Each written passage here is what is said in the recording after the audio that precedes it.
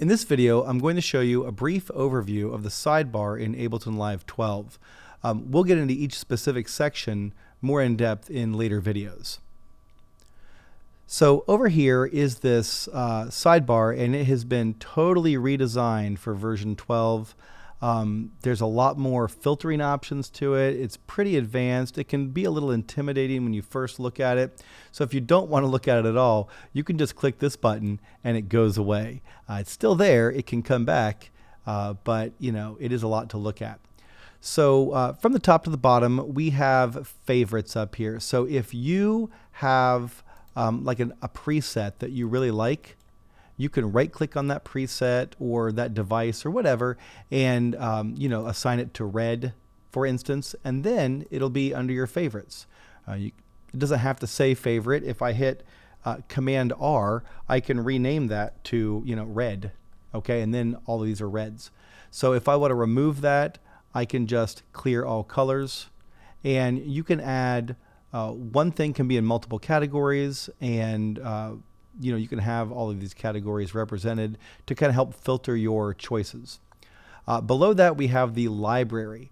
This is everything, and it's a lot, especially if you have the full suite install. It's like, I don't know how many gigs, it's a lot. Sounds. The sounds category is exactly what it sounds like. It's all of the instruments and everything organized into sounds.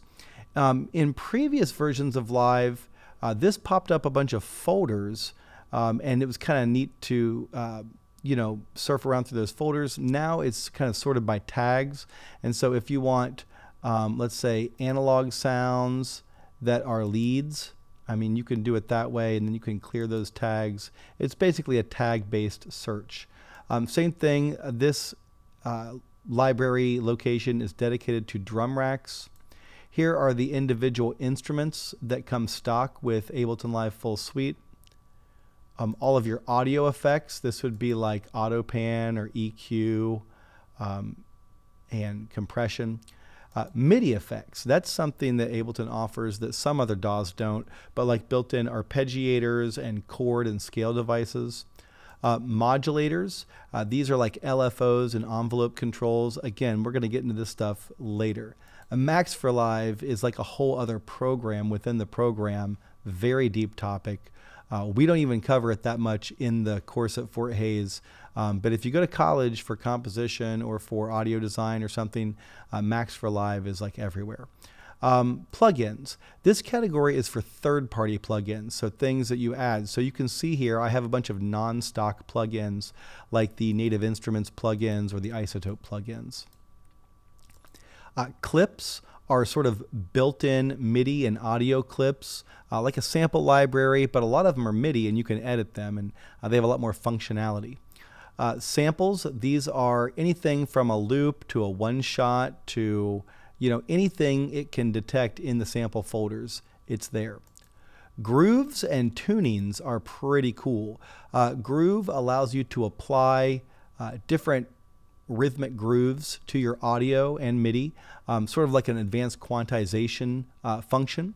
Tunings is brand new, and I haven't even gotten into it yet. I have not used this, but you have all of these non-standard tunings that you can apply to the program.